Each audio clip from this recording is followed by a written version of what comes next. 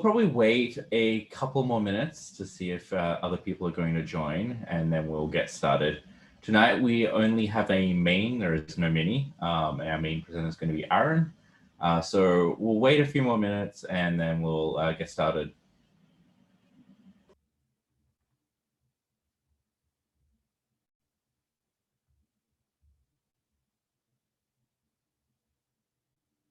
It looks like the recording has already started. Do we plan to crop out the first few minutes, or? We'll see what we can do. For that matter, have we edited and or uploaded the last like 3 of these? I think we had it in our Google Drive. So it's on the Google Drive, but not the YouTube. Yeah. Right. How do you get access to the Google Drive? Join the organizing committee, who turns out is looking for someone who wants to crop the videos and put them on YouTube if you're interested in joining as an organizer.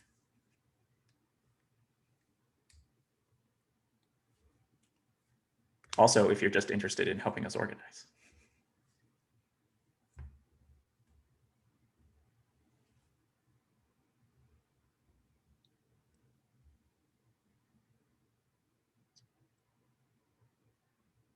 We can get started.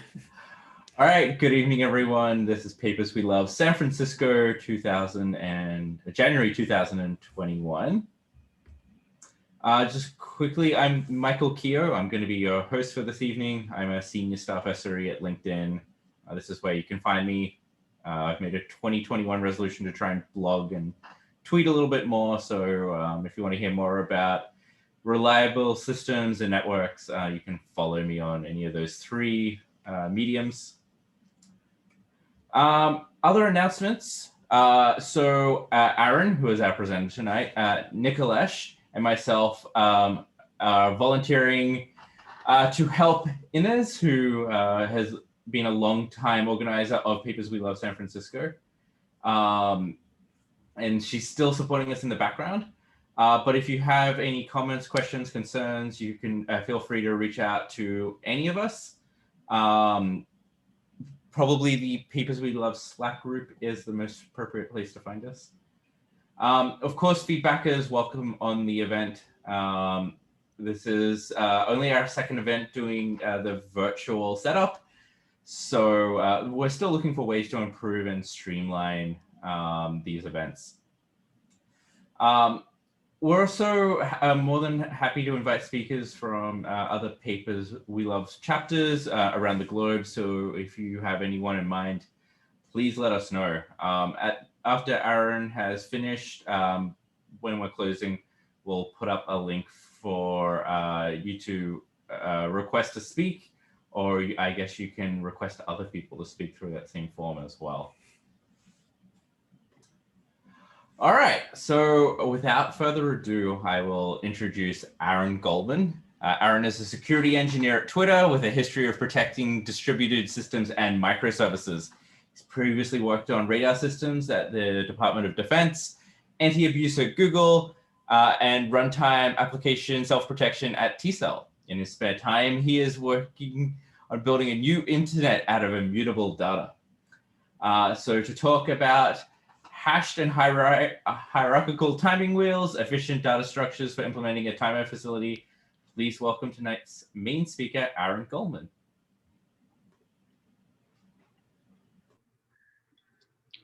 All right, can you see my slides? Yes, we can. Can you also see me? Yes, we can. Sweet, I will get started then. So today I am presenting on the, hold on, let me see if I can.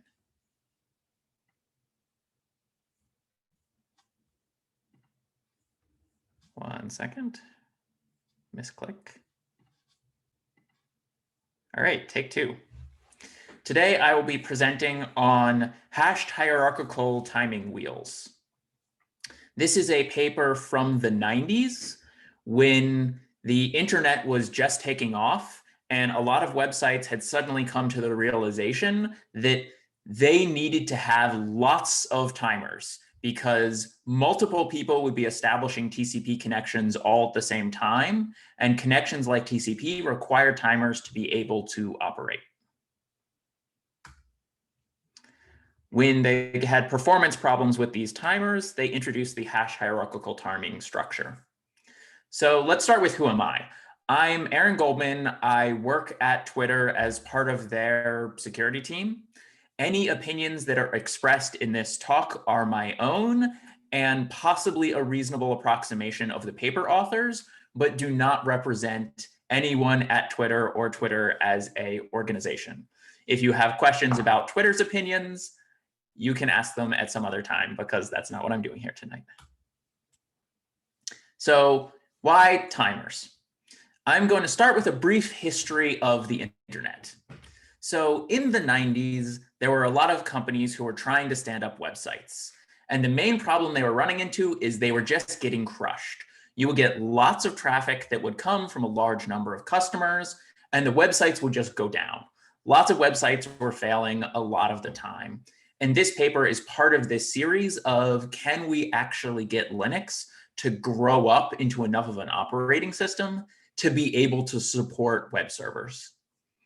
In the 2000s, the internet got a little bit more mature, and we moved to more of a, we want things to be reliable. So no longer would you run your website on a single Solaris box that was your entire company. Now you had to have multiple different places where you could do it. And when the hardware failed, you wanted to not lose all of your data. In the 2010s, we realized we were getting into trouble because we now had multiple redundant data stores. And in those redundant data stores, we would get inconsistent state. So we weren't just like crashing and having the whole website disappear, but we were getting into these thickets of the servers don't agree on what has happened. Then the 2020 comes around, and we're faced with GDPR and the right to be forgotten. And after decades of building systems under this idea of, we want things to be solid and reliable and to not lose data, now all of these companies have this mandate of, you must forget data. And our data structures have been designed to never give up any data. So we solve this by saying, okay, I'm going to set some kind of timer that will say, if this data has not been marked as can still continue existing, then I need it to be deleted. So this way we can have a systematic wipeout where any piece of data that we don't know we still have a business use case for keeping can be deleted and can go away. But this means essentially every piece of data that exists in your infrastructure now needs a timer. So I went back into the literature to understand, well, where did we come from and how did we solve timer problems the last time the internet was nearly crushed by the fact that we had a very large number of timers that we needed and we couldn't handle it. So let's start with simple. What is a timer? We need to agree on an API so that we can say, is this a good or bad implementation of the thing we're trying to do in the first place? So a timer, in its simplest explanation, is actually not a very complicated API. We have start timer, where we say, hey, I would like you to call some kind of callback or take some kind of action at this point in the future. So with start timer, I will give you the time at which I want something to happen and the thing I want to happen. And it will give me back some kind of timer ID that I can use in the next call. Stop timer is an even simpler API. I simply hand you back the ID of a timer that I would like to never go off, and it will cancel that timer. So now the callback that you passed in when you created the timer will never be called. There's also per tick. So logically, you can think of this as a function call that says, increment the timer by 1 tick, move time forward by 1 unit of time. Often this is going to be a hardware assisted concept of ticks. So in most modern processors, there's some kind of get time of day API or a get ticks that will tell you how many cycles has the CPU counted since it was first turned on. There's a number of different things you could use as your source of time, but for the purposes of this paper, we're going to extract all that away and just say time is in some concept of ticks. And those ticks could be seconds or microseconds or cycles by the CPU or any other measure of time for which it's a monotomically increasing number. And lastly, you have expiry. When a timer hits 0, it needs to take some action, whether that is just flipping a bit in memory so someone can come back and check it later, or a full-fledged callback that's going to jump back into your code and execute something. So in this paper, they discuss 7 different ways that you could build timers and the performance trade-offs and when you might reach for each of these 7 different schemas for how we're going to build a timer. Arrays, lists, trees, timing wheels are actually not introduced in this paper. Its idea is that we can have a hierarchy of timing wheels. We can store time in hash tables or hash tables that point to lists, or even the hierarchical timing radix tree, which they explain as their new proposal in this paper. So let's start with the simplest scheme that we could use to store timers. This is a scheme that's going to work pretty well if you have a very small number of timers or timers that tend to go off very quickly. So this was the naive timing structure that appeared in a lot of kernels when they first implemented TCP, and no one really thought about how is this going to work when there are thousands of connections connecting to one server at a time, nonetheless millions of them. So the simple structure is we're just going to call an array. I'm going to allocate some large chunk of memory, store at the beginning how long I think this particular, how many timers I have currently stored. And every time I have a new timer that someone wishes to store, I can simply add that timer to the end. So if I'm coming along here and someone says start a timer, I want to get a callback at 9 ticks, I can just add to the end of my list 9 ticks and increment the number of timers that exist in my array by 1. So this is a nice, fast, big O1 operation. I jump straight to the piece in memory where I need to put it, and I drop my timer there. When someone says they want to stop their timer, they have some particular handle to a timer, and I can simply go to wherever that timer was and grab whichever timer was in the last spot and stick it there. There are some other solutions you could rely here. We could simply put a null or signal value in there to say, oh, there's no longer a timer in this spot. But grabbing the timer from the end and sticking it in will tend to keep your data structure nice and dense. So even if timers are coming and going pretty quickly, you're always going to have this full.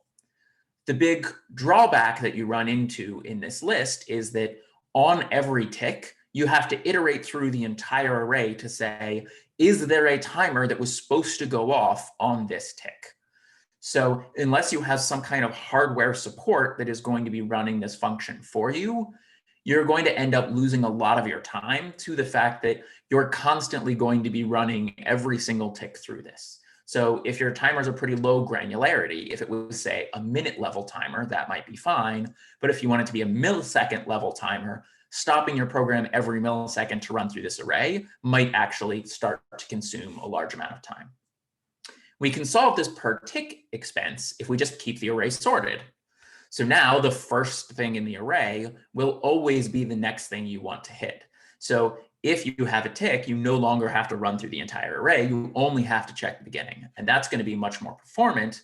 But now we have the cost of sorting the array. So every time we go to start a new timer, we are going to have to walk the entire array, insert whatever item where it goes, and then keep moving everything else down the array, at which point we're going to have a lot of linear expense. The more timers we have, the more expensive our timer will get. So to solve this, we can go and say, okay, if an array did not solve our problem, what is the next data structure you always guess? Let's try a linked list. So with a linked list, we have this advantage that if we keep it unsorted, we run into the same problem that we did before. You have to walk this entire array every time you have a tick. But if we keep it sorted, now we're still paying this n to do the insert because we have to walk the array until we get to the right spot for it. But to stop a timer, because we know where we're pointing to in that list, we can just cas out the missing section of the doubly linked list, point the one before it to the one after it, patch everything up, and atomically remove a timer from our linked list. So now our stop has gone from being linear to being this 01. And our per tick on this sorted list is also 01. This is going to give us better efficiencies, but it's still not going to solve our problem because we still have this, when you start a timer, you have to walk through the entire array to find the place where your timer is going to go. And it's going to get slow over time. So the next step is, okay, an array and a list didn't solve our problem. Let's look at trees. So fundamentally, what is it that a timer is trying to do? We always want to get back whatever is the lowest timer that is in my data structure. And it turns out we have a data structure that's very good at, if I give you a whole bunch of values, you will give me back the value that is the lowest value. So this is a heap. You could use a binary sort tree for this or a B+ tree for this. But if we think about a simple heap, now when we insert something into a balanced heap, it's only going to be log n to find the thing we're looking for. And when we stop a timer, it's going to be log n to pull that thing back out of the heap and keep all of the bookkeeping correct. If we don't care whether our tree is balanced, then we can have an insert that is log n and a stop where we just pull it out and we just pop the one thing off the top. This tends to not work very well in practice because the nature of the way timers get added, they tend to be added at roughly similar times. And an unbalanced tree has a tendency to degrade back into the linked list case, at which point we have our long n. The other advantage you get from a hash tree is you could now choose to build a trie and say, we are going to look at the expiration time of our timer as a path through the tree. So we could say, okay, if we have a timer that is going to go off at 269,484 ticks, we can take the first digit of this to be the first row of our timer and say, okay, we've got 10 slots in our first piece. This is going to go in the second one. And then that is going to point us to the next array down and the next array down. This is very similar to the structure you see with, say, a Bagwell hash tree. This has the advantage that the number of timers no longer matter, only the size of the time range that you can hit, because we can fall through each of these layers of the tree. And each time we have timers that are far out into the future, allocate new memory for this. If you have a good garbage collection system, this can be okay, but it's going to waste a bunch of memory because you're likely to end up with most of your timers very close together in the near future, and then very spread out timers in the far future that is going to leave a whole bunch of the nodes on this tree mostly empty. So if you have lots of memory and that's not really your concern, this can be a pretty good answer. But otherwise, we keep looking. So even in the best solutions we come to, we end up with this log n that we can push it around and pay that cost per tick, or pay that cost for inserts, or pay that cost for stops. But why can't we just have it be 0 for everything? And the paper presents algorithmic logic to this, which is fundamentally a timer is a kind of sorting. You put in events in a random order, and those events will expire and come out in sorted order. So if you wanted to, you could use this timer as a sorting algorithm by saying the time of expiration is the value of each of my numbers. And now I'm just going to walk through all of the ticks until I have reabsorbed all of the events. So because I can actually make a timing module out of a sorting algorithm, or make a sorting algorithm out of a timing module, they have to have the same big O complexity. And we know that sorting is n log n. So when you put in these n events, you're going to be paying this log n per event. You're never going to be able to get away from that completely. So given that we have this constraint of you're never going to be able to do better than this log n, can we still improve the structure of our timing wheels? So this is the recap that they give of the first three solutions and their analysis of what is the state of the art in timers at the time that the paper was written. We can use scheme 1, in which case we have cheap adds and cheap removes, but we are going to have to pay this per n tick that's going to crush us if we have too many timers. Scheme 2 with the linked lists, again, we're going to get crushed by the n, this time on starting timers rather than on the per tick costs. In the third scheme, we do better because we have log n to put things in and log n to pull things out, possibly O to get things out, and we're doing a lot better. So let's look at scheme 4. They talk about timing wheels, which had been mentioned in an earlier paper as a way to solve this problem.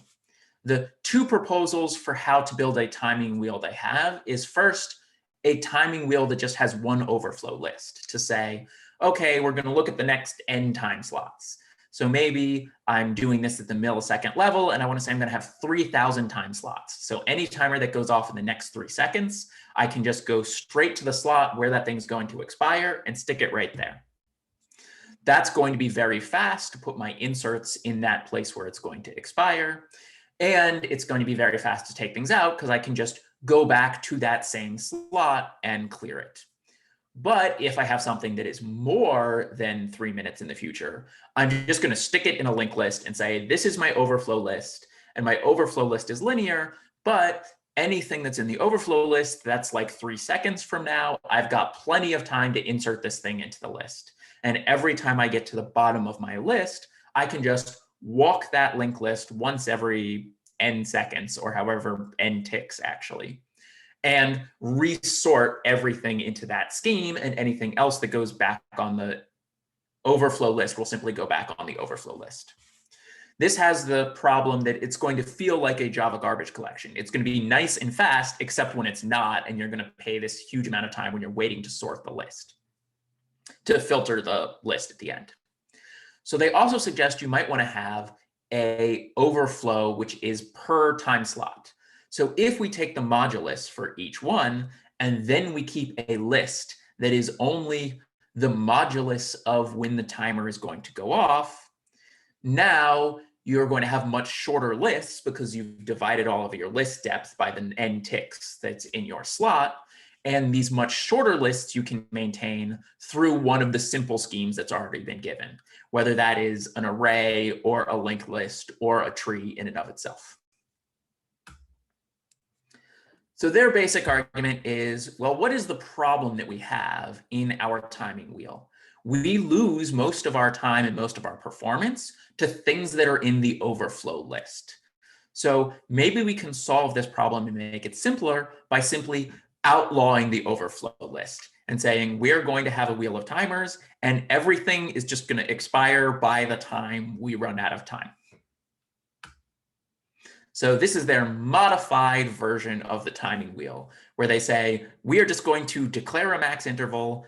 Anything that is more than the max interval is illegal. We just won't take those timers. And you're like, okay, congratulations. You've made a nice, efficient structure for getting your things in, but you just outlawed all timers after the time. How is this useful to me? I actually have timers that need to expire. If I have to keep coming back and trying to reinsert my timer, I essentially need a timer for putting things into my timer. So have you really solved my problem, or have you just kicked the can down the road? And they argue that, well, we can make everything fit into a slot by simply using a hash table and saying, we are going to stick all of the timers into this hash table. And no matter what time something expires at, because we've mapped it to the hash table, it's always going to fit in one of these slots.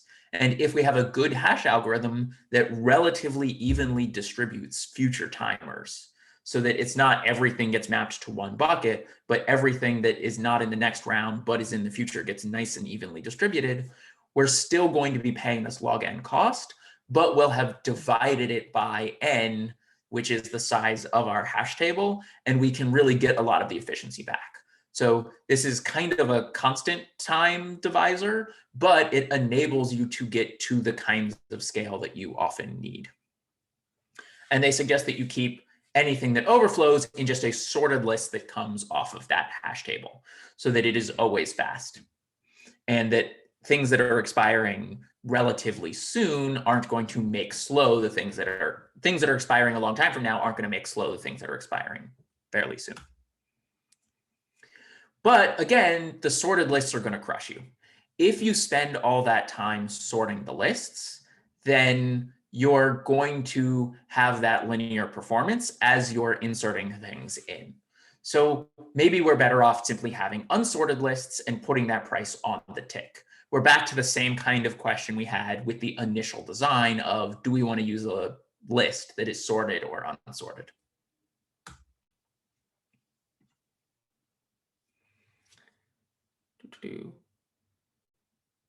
So here is their explanation. We are going to have an element that goes through some number of timing ticks. We are going to have a pointer that points to the top and goes through each of the timers. And we have lists of timers that hashed into some particular bucket. So the next scheme is 7, where we say, okay, what if we take this, we just want to not have anything that overflows and wraps around in the buckets anymore. We could build a tree out of our timing wheels and say, okay, for each time, if the time is less than now, go ahead and call the callback. If the time is greater than our limit, we'll stick it in the overflow. And we'll have separate buckets for day, hour, minute, second, and millisecond. I don't know why I wrote microsecond. I guess I'm thinking in more sensitive time than the paper was actually. So now we can say we're going to divide our timer into these different sections and say, we are going to have one wheel for anything that expires in the next n milliseconds and put it in those slots. And anything that expires more than a millisecond from now, we will put in the bucket for which second it expires in. And anything that expires more than a minute from now, we'll put in a bucket of which minute it expires in. And anything that expires an hour from now, we'll put into the bucket of which hour it expires in. And more than a day from now, into which day it expires in.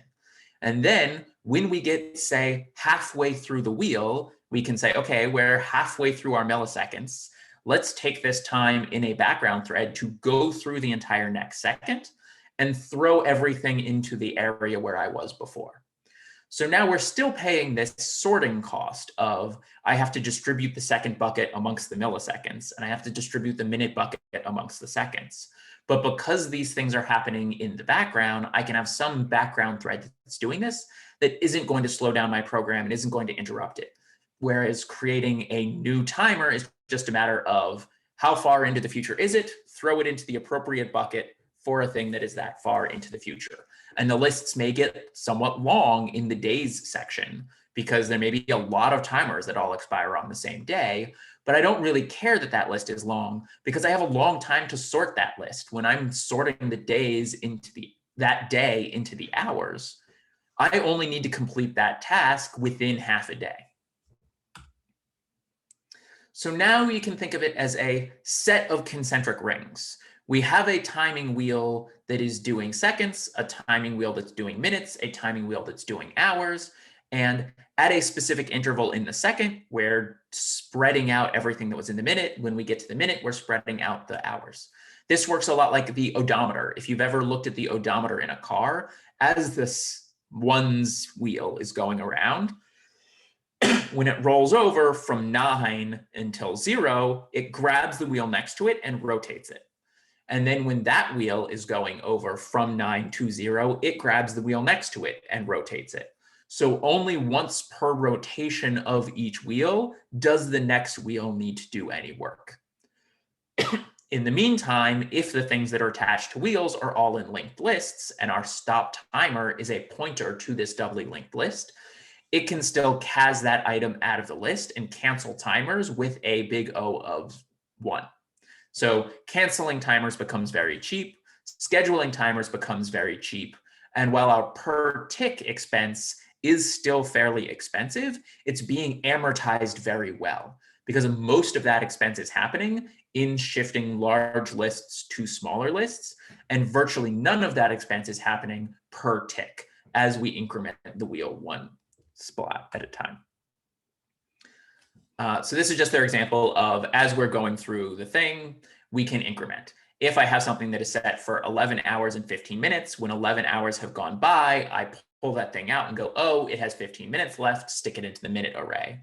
When the minutes expire, it says, oh, I have 0 seconds. I stick that in the seconds array, go, oh, it's expired, and do my callback. So we have the performance evaluation. These people were not in a vacuum saying how to do it. They were specifically trying to solve the problem of, you're implementing TCP in a Linux kernel. How do we make it perform better? And they replaced the earlier scheme in a number of different TCP stacks with their timing wheels. And what they found was, in fact, the amortized time was on a background thread where it couldn't cause a lot of trouble. And the actual time to schedule timers and cancel timers that was done by their TCP code was now linear. So whether you had 1 timer or whether you had 1,000 timers, it always took essentially the same amount of time to schedule a timer, to make a timer, to cancel a timer. And this really enabled the early websites of the internet to exist. You could now have one box that was keeping TCP connections open with thousands of users simultaneously. And the era of one big Solaris box holding the web was able to work. This same kind of behavior, I think, will really help us with our data retention problems and enable us to do things like GDPR in a relatively efficient way. So even our data structures that have long since been designed to never allow data to be deleted, now we could have timers that are going through refreshing the data. So for example, if you were to encrypt your data with some key, and then say, when this timer goes off, I'm going to re-encrypt the data with the new key, and thus it won't be deleted. And then I only have to worry about deleting my keys at periodic intervals. I can build a database that I guarantee you all of the copies of the data will be deleted at this time unless they are refreshed. And I have timers that I can count on and are durable to actually refresh that data. So summary of the different schemes. Their conclusion for array 1 is that its simplicity is very valuable. And there are still a lot of circumstances where you would want to use this array scheme. In fact, they frequently rely on the array scheme as one of the steps in the later schemes that they are designing in order to get performance for a small number of timers that we know will be expiring in a short period of time.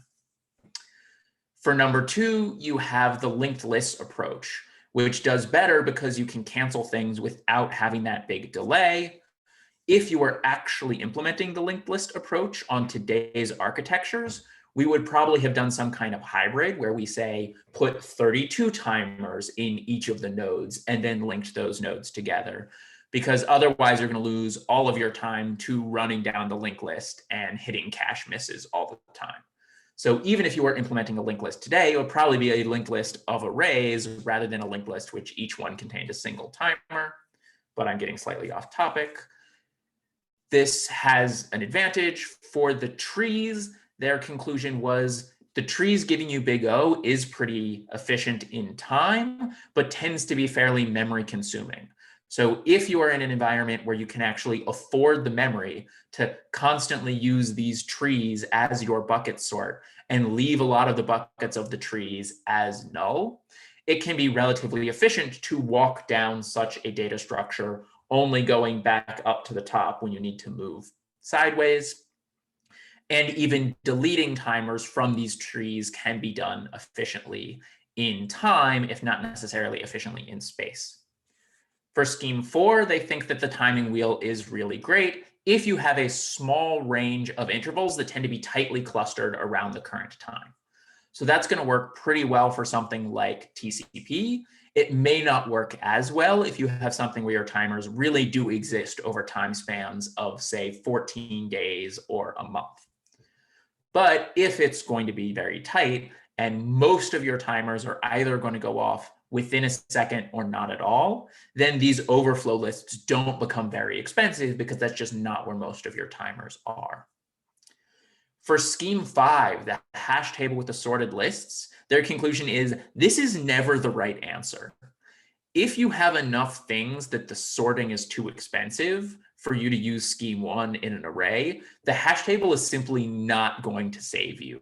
You are going to end up yet again spending all of your time trying to sort these arrays, and the fact that you've divided your linear time by that constant n is probably not going to save you. I appreciate the authors for actually including this scheme in the paper. It's very tempting when you're writing a paper to say, oh, I'm not going to care about this scheme. This scheme's not particularly good. Why would I tell anyone about it? But their attitude is, well, here are the logical things you would try. Rather than leaving a hole in the paper, let's say, no, we considered this thing and we don't think you should be using it. For scheme 6 and 7, they recommend both of these depending on the circumstances you have. Scheme 6, the hash table with the unsorted lists, works very well even for very large numbers of timers, but is going to be a little expensive in memory because you have to keep a lot of these unsorted lists around. And for scheme 7 with the hierarchical timing wheels, we're doing much better on memory because rather than having the fan out of the tree, we have a fixed number of wheels with a fixed number of slots, and only stuff that's in the linked list can contain more memory. But as a trade-off, we now have to amortize by each time one of the wheels gets to its end, doing a tick and paying that delay for processing that tick, or more likely, every time the wheel gets halfway around, processing half of the wheel so that we don't slow down the running application. Obviously, you could do this with thirds of the wheel or quarters of the wheel if you wanted to run more jobs that took less time, but half the wheel seems to work pretty well for their examples. And their ultimate conclusion is that they think that hierarchical timing wheels prove that we no longer have to worry about the cost of timers in applications. They also talk a little about the hardware that they're on in the day, that the IBM 360 actually has a bunch of built-in timing features that make it easier, whereas the Solaris boxes are missing a lot of the hardware timers.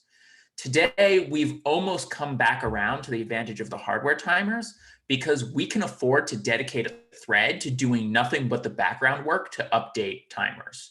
We just are in a world of operating systems where we are likely to have 8, 16, 32 cores on a socket. The idea of one of your cores spending some of its time to just run through and update the timing wheels gives us back a lot of the advantages that we lost when we moved from the IBM 360s to the Solaris boxes by not having all of the hardware that was built in to solve the timing, to help solve the timing problem for you. This is my one pitch. If you are interested in security and distributed systems, at Twitter, we try to build large scalable systems. And if these sound like interesting problems to you, you can reach out to me and I will help you find a role at Twitter that is exciting and fun. We're always hiring. But enough of the ads. This has been the hierarchical timing wheels. I will say one piece of comment on the writing of the paper. As I was going through this paper, I found that I had to reorganize the slides a fair amount, that each of these schemes are enumerated, but they're not in the sections. Some of the timing wheels are section headers, and some of them are subsections, and some of them are tertiary sections. I encourage you to pursue parallelism in the way you are constructing your papers, so that if you are comparing 6 things, you really do list them off. This paper, I think, really shows the power of someone who starts with a system. These were people who first ran a bunch of experiments to solve a real problem they were having in the Unix kernel. And they did solve that problem, and they measured their problem, and then they went back and wrote a paper about it. So this is an example to me of a paper that is influential because it is documenting good work that was done, not necessarily because it is a particularly well-written paper. There are a lot of papers I have seen that are beautifully written, well-organized, simple to follow papers that everyone ignored because they weren't saying anything important. This paper is a good example of if your message is actually important, people will forgive you for poor writing. If you want to get in touch with me, I am on LinkedIn as Aaron D. Goldman. I am on Twitter as @Aaron D. Goldman, and my DMs are open, so you can reach out to me there. My code lives on GitHub, Aaron Goldman. And if you have any questions, I would like to take them now. Thank you very much. Thank you, Aaron. So yeah, please ask questions, and also please make sure that it is a question and not a statement.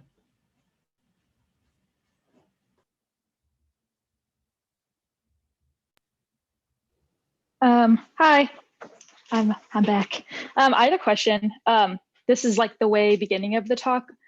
Could you go over again why you'd even want to append a bunch of timers? Like, what benefit does that do, or does that have? So let's say you're trying to write something like a TCP stack. There are certain events that are going to have to take place at a certain time in the future. So if I say, hey, I'm going to respond to you if I don't get an acknowledgement back to you in a certain amount of time, I'm going to assume that my packet got lost and I'm going to retransmit it. So I need to have some way to say to the operating system, okay, I'm going to sleep now because I don't have any particular work to do, but I need you to wake me back up when 1 second has gone by or when a packet arrives, whichever comes first. And if the packet arrives, I now can cancel that timer because I'm not waiting on that packet to say if it's been 2 seconds. I don't care when it's been 2 seconds anymore. I already got back a response. So essentially, every time I send a packet, I need to set a timer that says, hey, let me know if this packet didn't get acknowledged within n ticks. And then when that packet comes in, I say, oh, my packet got acknowledged. I can cancel the timer. I don't care. And with TCP, every time you successfully get an acknowledgement back, you increase the amount of time. So I'm going to have some timers that are going for a millisecond and some timers that are going for 7 seconds because I've actually had the TCP connection open a long time and I have a lot of faith and I'm willing to wait a long time on that connection. So the operating system needs some efficient way to handle the fact that it's got possibly thousands of threads that are calling it all the time saying, hey, call me back in 14 milliseconds. Oh, no, wait, never mind. Okay, now call me back in 28 milliseconds. Okay, now never mind. How do you keep track of all of these timers? Whereas if you were to do something like just say, oh, I'm just going to sleep for 1 millisecond and then wake up and check if the time has expired, and then sleep for 1 millisecond, and then wake up and check if the timer has expired, I would end up with a huge number of threads waking and sleeping constantly or spinning while checking the time, and it would just consume all of the system resources just on waits. Does that make sense? Yeah. So I guess with that system, I think because I didn't understand that, I missed the other part. How does stop, like, I get how when a timer runs out, you can take it out of like all of your lists of, or like whatever data structure you're storing your timer in, how you can remove that. But if you get a response back, and so now you can cancel your timer, could you go over how that works? The canceling part? So whichever piece of code is scheduling a timer is going to have registered for essentially 2 events from the operating system. They're going to say, if a packet arrives with this source and destination port number, wake me up and hand me that packet. Or if my timer goes off, wake me up and tell me that my timer went off. So because I wrote down when I called my start timer, it gave me back some kind of handle. You have timer number 3087. I go, great. I'm going to stick that in a register. And now when I wake up, if the message that came back to me is, hey, timer number 3007 has expired, I can now do my work to deal with the fact that the timer's expired. If the message that came back is, hey, you actually received the acknowledgement for the packet that you sent, now I can process that timer. And because I have in whatever memory address that I stored it in earlier, the address of the timer, I can say, great, cancel this timer because I've just been woken up with a successful return of whatever I was expecting. Okay, so it's your job as like the client to cancel the timer. Yes, to cancel the timer if it has not yet expired. Okay, cool. Thank you.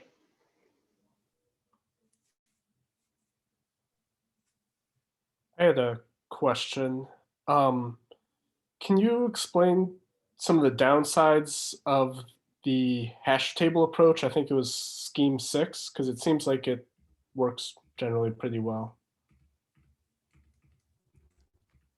Where is their scheme 6? And yeah, it's your slide said unsorted sorted list. Is that what it? Yeah, so their scheme 5 was let's have a hash table and then sort all the lists that are coming off of the hash table. Okay. And that has the advantage that when your timers are actually going off, all I have to do is look at the current time in ticks, check the spot in the hash table where the current time is going to go off, and grab whatever is at the head of that list. So from the perspective of the ticks, of the background thread that's just going off counting all of the timer ticks, this is very efficient and is not going to use a lot of resources. But they argue that because inserting into that linked list is order n, granted it's n divided by the size of your ring, the size of your hash table, but it's still going to be n. So if you get thousands of timers that are all being set and you have a hash table size of say 32, you're still going to end up with these lists getting too long for you to manage as you're starting timers. And you're going to get a lot of delays in your applications as you try to start the timers. So the list that's in scheme 5 is everything that has the same. Everything that has the same hash. So it's if just this like thing is going to expire in 1 millisecond, or if this thing is going to expire in 17 days and 1 millisecond, if those hash to the same bucket, they end up in the same list. Okay, so it's the like hash collisions. Right. So it is the hash collisions that end up crushing you. Is Okay. you have lots of hash collisions and you have lots of hash collisions with timers that frankly aren't going to go off for a really long time. So you don't even really care about them. Okay.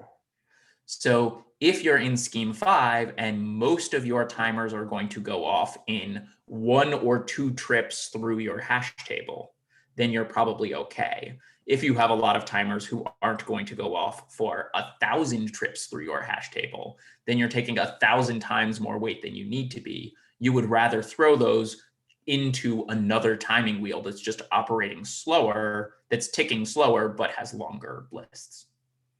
So for that case, why wouldn't you just increase the size? Like with a hash table, okay, you're at a certain 70% full, you double the size, and then like on average amortized, looking it up for a given tick would be, yeah, if you've got the memory to actually allocate a hash table that is about the size of all of your timers, then you're probably going to do okay in this system because your lists are never going to get that big. And when you start having enough timers that you get yourself into trouble, now you need to start a new hash table and start copying things over from the old hash table and do the just general, I have a growing map.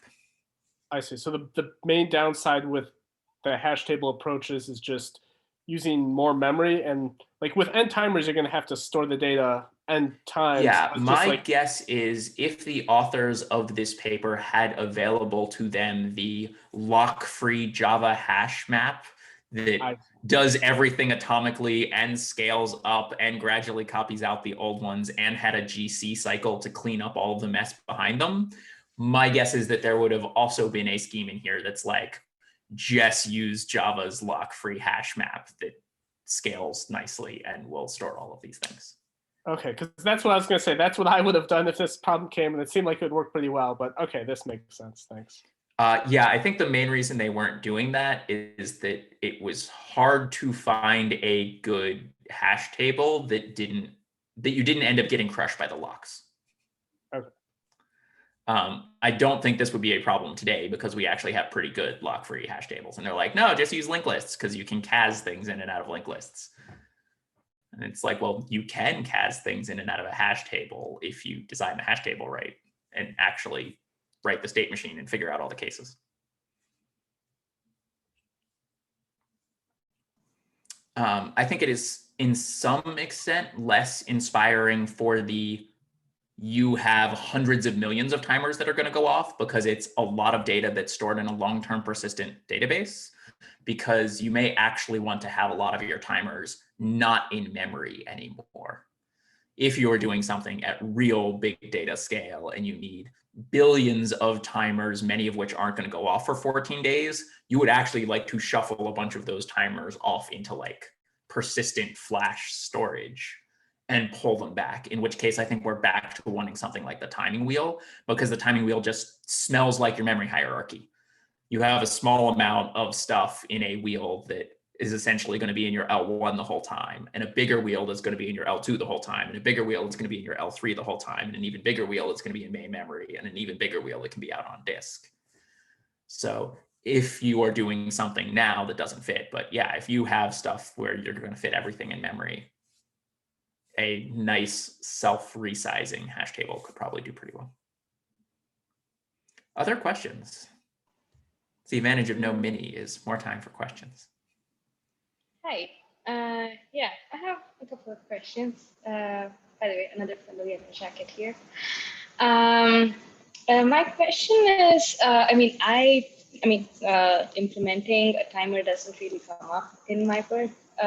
So I usually end up just using timeouts for different concurrency applications that I'm writing. So the Java's implementation for timers, is there like one schema that is implemented, or is it like based on different use cases that it is? Because what I'm thinking is, if I already know the kind of patterns of the timeouts that I'm expecting, then I can probably use a better timer. Because I know that some of my applications, they will not have a timeout for like 17 days or something. It'll usually be like 2 seconds or something like that. So I think that for the most part, if you are running a normal JVM, it is simply going to take every timer that you give it and hand that timer to the operating system. And they tend to use whatever the kernel's timer facility is. I know that Azul Systems doesn't do that. Azul Systems designed their whole timer structure to do their own fast, non-locking, low latency, because they never want to ask the operating system for anything they don't have to, because you can't control latency once you make a syscall. Like, your JVM is just floating until the syscall comes back. Okay. So I believe you can swap out the JVM's timers if you care to do so. Node.js tends to be a lot more difficult with that, because it's like, my timers are part of the event loop and baked deeply into the language itself. It's really hard to get JavaScript to give you timers other than the timer that's built into the VM. And which of these implementations, which of these schemas do they implement? So I believe Linux uses hierarchical timing wheels, and Windows uses the tree shaped. It's a hash table and then inserts into trees after that. But I am not positive. Mm-hmm. I'm sure there'd be like many layers of modifications that are done. Yes, there's a section in the paper you can read that will explain how it is done in OS 2 and the VAX operating systems, which were the main ones that they were working on in '93. But they don't really talk about how Windows or a modern Linux would do it. You probably want to find some resource that is newer than the 90s to explain what those operating system kernels are doing now. Okay, this is kind of an abstract question. Is there any alternative timers? Like, is there any way that timers can be thought of differently instead of asking the OS for ticks? The OS like does something like a push. I don't know. This is very abstract. So so the way people usually get away from the operating system ticks, if they're trying to write code that is portable across a bunch of different systems, is threads have actually become cheap enough nowadays that it is not that uncommon to build a system where one of your threads is just being the clock thread. And it is just reading a memory address and incrementing it continuously. And that thread is doing a lot of the timer work for you. So if you are in an operating system and a hardware where you can actually devote one thread to doing nothing but keeping time, you can often do a higher precision, lower jitter timers than the ones that the operating system itself will give you, which is what Azul systems did. On the Azul box, they had a lot of CPUs. So they're just like, okay, one of our CPUs is just going to use the fact that it's a CPU and a clock rate to make timers. This was also a technique that was used when browsers started trying to do a lot of the Spectre and Meltdown attacks and steal information out of people's kernels, the browsers were like, wow, I'm not giving you timers anymore. So I'm going to fuzz all of your timers and make them all kind of jittery so you can't know what time it is and you can't do high precision time. So malware authors were just like, oh, I'm going to spin up a web worker and I'm going to have this web worker just spin in a cycle, writing a block of memory. And then from my main thread, I'm going to look at what's happening on that web worker's spin. And now I have my high precision timer back and I can happily attack Chrome, despite the fact that Chrome fuzzed all of the timers. Don't do that. It's a cool story. But yeah, as long as you give people shared memory and they can do high performance computing, like it is really hard to keep someone from having a timer because they can simply have a loop. I am going to count to 10 and then update this memory address and count to 10 and update this memory address and count to 10 and update this memory address. That's going to be a pretty good approximation of nanoseconds.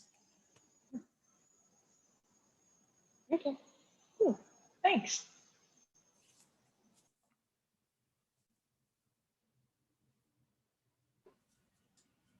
All right, I'll hand it back to our host. Aaron, I'm not sure if you saw, there was also another question in the text chat. I have not been looking at the text chat. If someone could read it to me. Yes, sorry, I missed that, Aaron. So it's from S. The question is, wouldn't B trees with a reasonable branching factor have pretty low memory overhead? And binary heaps should have something like a constant overhead. Binary trees are obviously a joke. Maybe it's canceling timers that makes that tricky. Yeah, so with the B tree, you are going to be inserting to the B tree. I believe both inserts and removals from the B tree are going to be log n. If you have a pretty wide B tree, then you are going to, no, you should still get pretty much good performance. You're going to have to do the merges. B trees just require a little bit more accounting than most of the other data structures that are here. So my guess is it depends on the precision of the timers you need. If you want millisecond precision timers, my guess is that you're going to be fine in the B tree environment. But if you are actually trying to do microsecond or potentially nanosecond precision timers, you're going to be spending enough time fixing up the B tree and going up and down the B tree that you may actually take 2 or 3 branch prediction misses as you're doing each insert or removal. So it's just a question of like, okay, how many cache misses can you afford? How many branch mispredicts can you afford? If you can do your B tree in the number of memory cache misses and branch predictions, then go for it.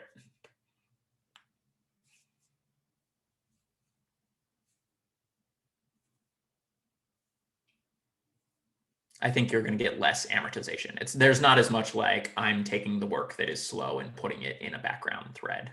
Here, you are actually going to be paying the B tree costs as you do the start timer or stop timer.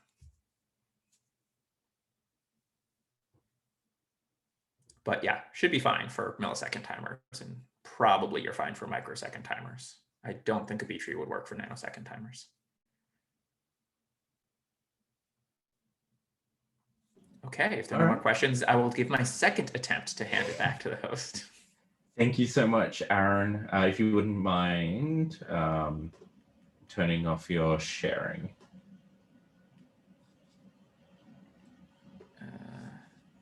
Where is the button to turn off sharing? I wonder if I can kick you from sharing. Yeah, I'll just close the window. All right, that's my screen. Awesome. All right. So as I mentioned in the beginning, we are looking for speakers or nominations for speakers. You can contact us through the Meetup page, and you can also request to speak via the bit.ly link that I've added on the slide. I'll give everyone a second to just copy that down or screenshot it. The next date for Papers We Love will be on February 18th.